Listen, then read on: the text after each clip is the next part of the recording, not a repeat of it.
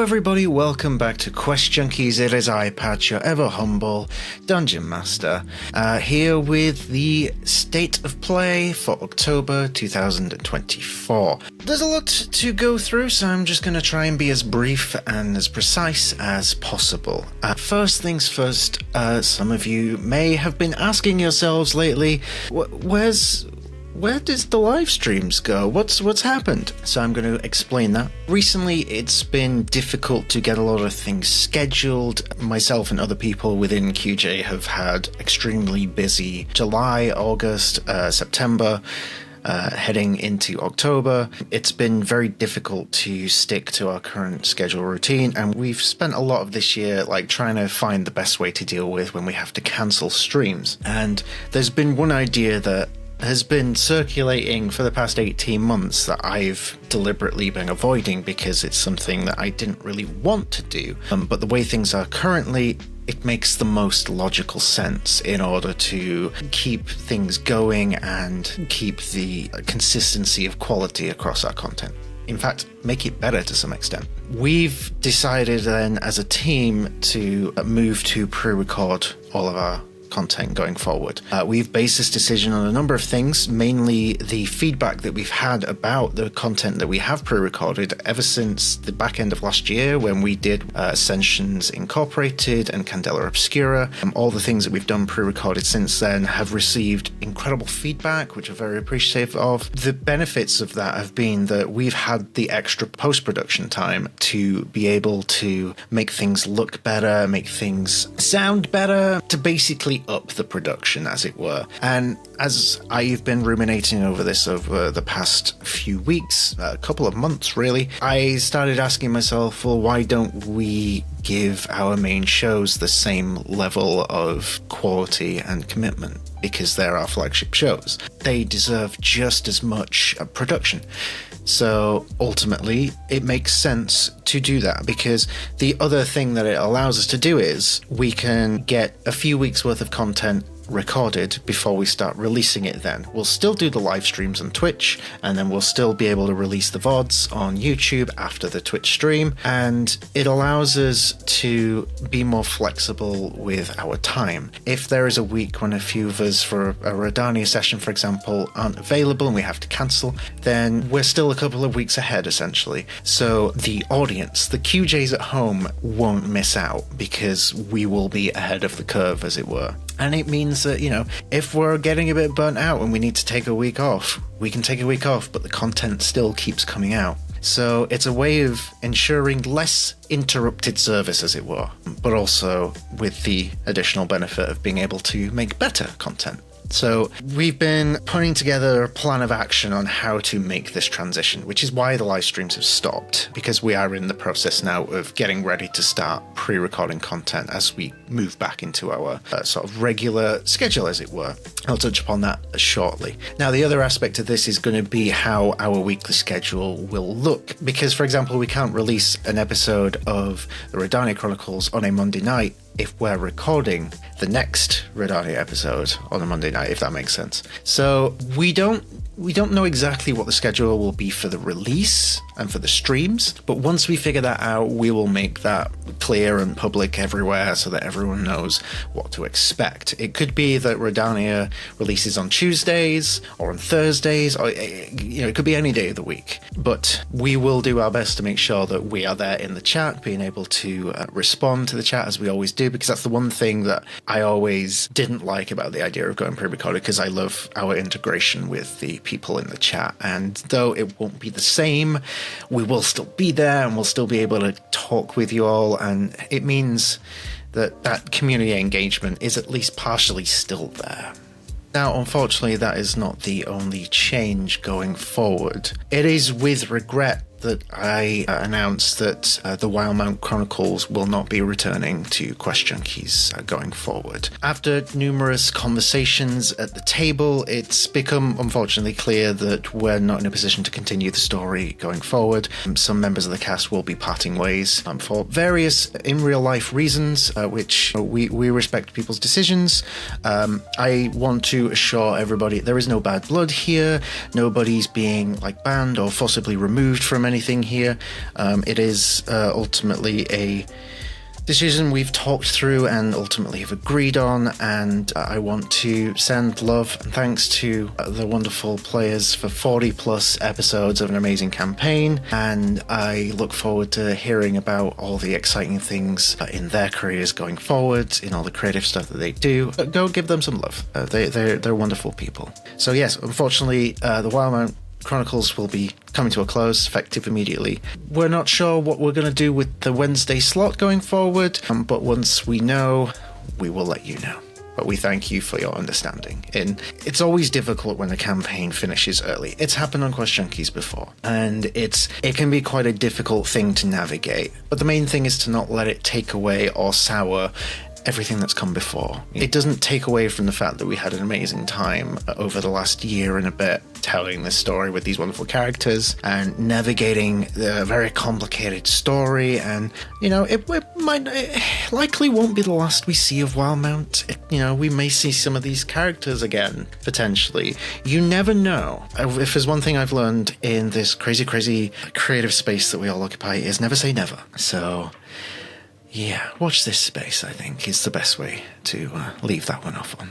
So from that, I want to just quickly move on to the slate of projects that are currently in the works for Quest Junkies. You will have seen a few of these talked about publicly recently. I just want to quickly go through the list of things to expect between now and the end of the year. We're going to begin working on The Few Who Remain, which is our TTRPG actual play of The Last of Us, which is something I've been planning since 2022. It took us a while to get here, but we'll finally, we have a system in place.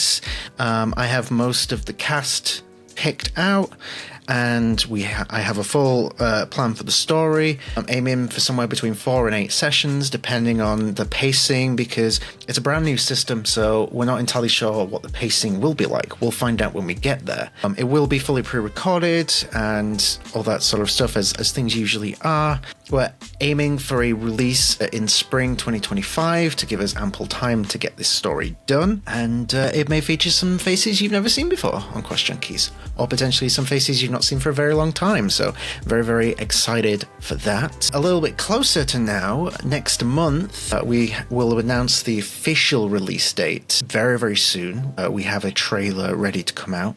We're just waiting for 1 or 2 little bits for it. For Candela Obscura, The Circle of Blood and Time Part 2, Chapter 2 is due out in November, and you can expect pretty much the same as before, a nice little blend of emotional roleplay, terrifying body horror chaos, the wonderful illustrious Scarlet Song doing what she does best, and my character being bullied a lot. That's, you saw part 1, you know what to expect. It is part 1, but so much more. I'm very, very excited to share it with the world, and you don't have to wait very long for that. We've nearly finished editing through our mini-series of the AV Club, which is our Kids on Bikes series, helmed by the wonderful Maddie. We're very, very excited for that to come out. It is almost ready, you just have to wait just a little bit longer, but once that's ready, we'll announce the schedule for releasing that, and that's going to be really cool. We also have a few little short projects that our wonderful Sky McSparkle is helming. They are currently in pre-production. It's a little bit early to publicly reveal what's going on there, but there's some really exciting stuff and some very different stuff to unlike anything you've seen on Quest Junkies before. So we're really, really excited about that. But I will let Sky do a little announcement about that when the time is right. We've also recorded the next iteration of our Vampire the Masquerade stories. The wonderful Bridget has returned to the GM seat. And just as a little sneak tease of what to expect, instead of going forward in time to the events of Cyberpunk 2134, we've actually pulled back in time for this one-shot to the 1990s, and we're going to find ourselves in Chicago. We have a slightly rotated cast and a curious problemtunity to deal with. That's as much as I'm going to say about that. content. It's definitely not to be missed. We've also been running lots of projects in Quest Junkies Academy. Most recently, I know C has been doing beginner sessions in Call of Cthulhu. I did one recently and I was so thrilled with it because I was really intimidated by Call of Cthulhu as a system. No longer, because I had a wonderful first session with C and it was great. We fought fish people in a lighthouse. I mean, what's not to love? But we've been doing lots of other stuff. I have been planning some beginner sessions for Candela Obscura. Bridget has been debuting, I believe it's Moonlight on Roseville Beach. If I've got that name wrong, apologies. Please correct me in the comments. And we have so much more in the works. And yeah, I'm really, really pleased that Quest Junkies Academy is being used. And the feedback I've had so far has been great. I really want to push that because while it is great that we are making content, the community is more than just what we produce and put out on channels like Twitch and YouTube. It's about the space that we encompass on our Discord server. And we don't have to stream all our stories. Sometimes it's nice to have a story that's just for us. And Quest Junkies Academy allows us so much freedom to be able to do that. To have all the amazing things that we have at our disposal for creating content, but just to do stuff for us, you know? It's nice. It's nice for a change, and you know we can play test ideas that we have for the channel before we do them for the channel, which is very useful. And yeah, it's just a real fun time, and I'm real happy that people have been using it lately. It's great. And we've also, as you've no doubt seen, been putting out our latest project, Questcast, which has been so fun and so unexpectedly fun as well for me to do. Questcast, if you're not aware, it's just a little an hour and a half sit down between myself and one of the members of Quest Junkies, where we sit down, we talk about the creator's journey going forward, and we talk about the things that we love. It's just like a little informal chat. You know, there's lo-fi in the background, it's all nice and chill. I usually have a cup of tea, and we talk about some really cool stuff, and it's a real fun time. The plan is to release those every Monday going forward. We've batch recorded a bunch already, and we're continuing to do so. So, you know, much like the plan for the general pre-recorded content, we're going to be a few weeks ahead, pretty much every week, just in case of emergencies, which is great. I just got one done today with the ever wonderful Phoenix Iwaki, who is no stranger to Quest Junkies, and that was just me and John rarely get a chance to just sit down and chat, so it was really fun. Like, we hung out for a good an hour and a half on either side of the call, so it was just nice to hang out with my friend, and we also just happened to make an awesome podcast in the middle of it, so you know, that's great fun. But yes, I'm booking in some of the other cast members for recordings over the next few weeks, so there's going to be many Questcasts coming in the next couple of months, and I'm really excited to learn more about all these wonderful people in our community. And at some point, I suppose one of them should sit me down for an interview. I don't know. I mean, let me know in the comments, who would you want to interview Patch on the Questcast? Maybe we'll put it up to a community vote. I don't know. Let's do something interesting with it. Let's see what happens. I don't know. But it is exciting stuff nonetheless. But with all this being said, by the time we get to the next state of play, which is likely to be sort of January time in the new year, we should be by then fully immersed in the new production schedule, and we'll be in the midst of having a bunch of brand new content coming out. We might be in the process of doing part 3 of Candela Obscura Circle of Blood and Time. That might be happening. Oh my goodness. Switching things up a little bit, I wanted to just briefly talk about a topic which I genuinely personally struggle talking about, but transparency is important and it is key, and I want to be better at doing so. And while it is difficult for me to talk about, the world is getting very expensive at the moment. Over the last few months, it has gotten more and more difficult, increasingly difficult to fund the work that we do here at Quest Junkies. I've been very lucky and fortunate to have wonderful community members and wonderful team members assisting in keeping the budget of Quest Junkies afloat, essentially. Because the world is getting more and more expensive. Twitch just upped their subscription prices. I don't know if it's globally, but in the UK at the moment, it's cheaper to subscribe to Dropout than it is to Quest Junkies, which to me just feels like I probably shouldn't say this, but you should probably go subscribe to Dropout instead, because they're better and they have more content. I don't know, but that's just how it is. It's a strange one. And our main source of income is Twitch, and we've had to take this break from live streaming whilst we change our production routine, which means our income's about to plummet. And it already has. So the next few months are likely to be a little bit interesting, but that's why recently we've started pushing things like our Streamlabs to accept donations. This is where it gets difficult for me, because I'm not someone who likes accepting money from people, like outside of a job, because Quest Junkies isn't a job. I'd like it to be eventually. That's the long-term goal, but it isn't currently. It's still a hobby. So accepting money for my hobby still kind of feels it's one of those things. I know it's silly to some extent, and I know I shouldn't feel ick about it, but I do, and I accept that.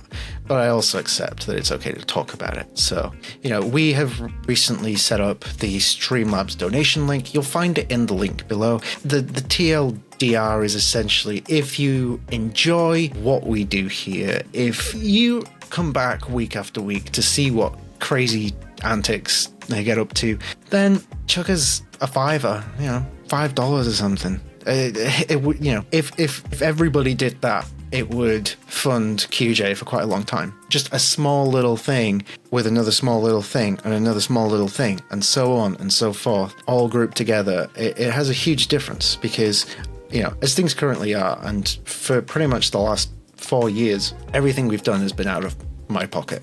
And recently, I've tried to break through that wall of, no, I have to do this all myself. And the team has been helping out. Some of the community members have been helping out, and I'm very, very appreciative of that.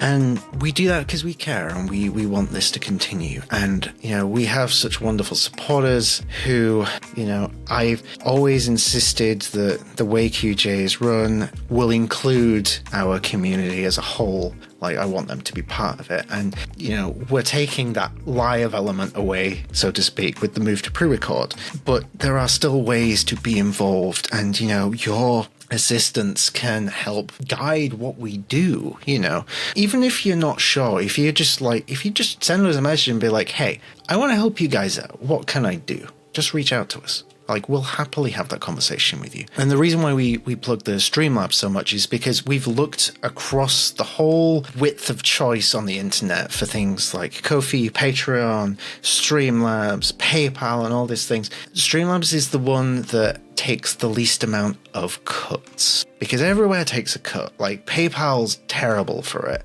Patreon is, I think, the worst for it. Twitch is not great for it either. Like, for example, I think the last time I looked at this, which was before the sub prices increased, I think around about 60% of the money of a basic tier 1 sub went elsewhere. So we got 40% of a sub, which is a lot. That's more than half. So you can start to see why it gets a little difficult.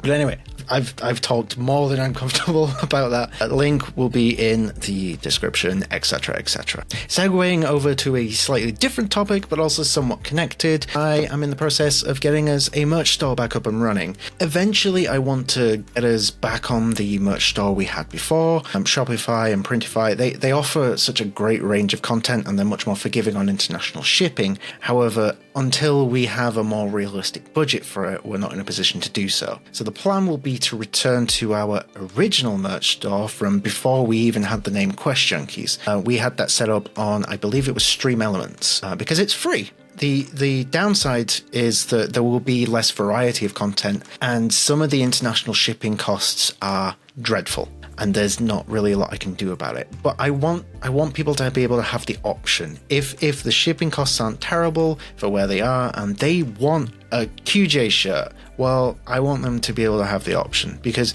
like, for example, like I love our Pride shirt from 2023. It's great.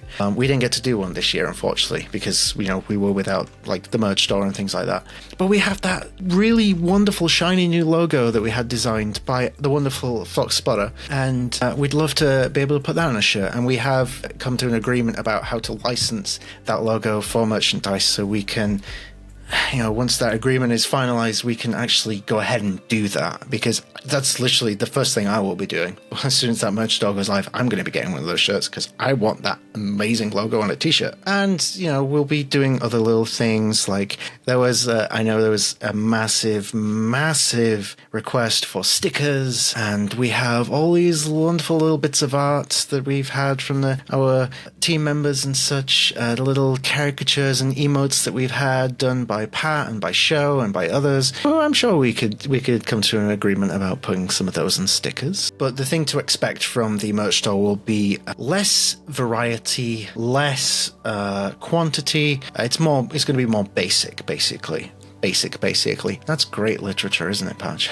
I want people to have the option rather than to have zero option. A massive thank you to everybody who voted for Quest Junkies at this year's Crit Awards. We didn't get the win, but we were so thankful to even be recognized, let alone nominated, let alone be a finalist. Just earning that nomination opened so many doors for us. Like, we've had people reach out to us, people that we admire and see us much higher up the chain than us. They've reached out to us and be like, hey, you guys are pretty cool. Let's do a little thing sometime. And that's incredible. And we couldn't have done that without you wonderful people lending us your support in the lead up to the Crit Awards. So thank you for that. We were a finalist this year. Next year, we're going to aim to win. We have our eyes on a few different categories that we're going to try and sort of aim for. So watch this space. This time next year, you might be looking at a Crit Awards 6-time winner. Probably not, but it's good to have a dream. And that just about sums it up for now. As we approach 2025, in hindsight, it's been quite a difficult year. But there's also been a lot to be thankful for. The community's grown more this year than it ever has. We've achieved so much. We've expanded out into so many new tabletop role-playing games. If you look back, last year we were still just playing D&D. We had one instance of playing Vampire the Masquerade, and we were in the process of doing Candela Obscura for the first time. That's it. And this year we've done all of that and so much more. We've done Kids on Bikes. We had all the games we did in the Pride Week streams, like Lesbian Werewolf Crime Fighters, Moonlight and Roseville Beach in Quest Junkies Academy, Call of Cthulhu in Quest Junkies Academy. Oh, we've done so much. And I'm so proud of us for doing that. And I'm really excited to see where we go from here. And it's my aim to make sure that regardless of all the changes, regardless of the move to pre-record and for campaigns coming and going, my aim and my motivation, my drive is to keep giving my best to you in whatever way I need to. So thank you to everyone who supported us this year. Thank you to my wonderful team members, my wonderful players, to my friends, to my ever-forgiving partner for putting up with me being the biggest fucking nerd on the planet. And, all the love to you guys at home for supporting us this far. And I guess if there's anything else left to say, keep questing, QJs. See you later.